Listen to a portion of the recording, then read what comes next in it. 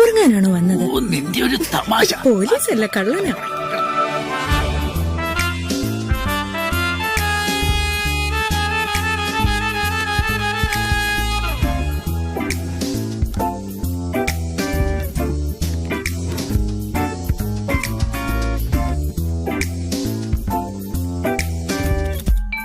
വീട്ടുകാരുള്ളപ്പോ അലമാരിയുടെ താക്കോൽ അതിന്റെ പരിസരത്തോ തലേനക്കടിയിലോ ബെഡിനടിയിലോ കാണും. അത് ഉറപ്പാ.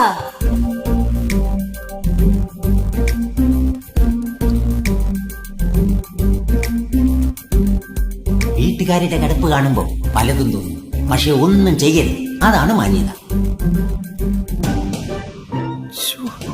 ഈ ചേച്ചി ഒന്ന് എഴുന്നേറ്റ് പോയിരുന്നെങ്കിൽ അതിനെന്താണ് ഒരു വഴി?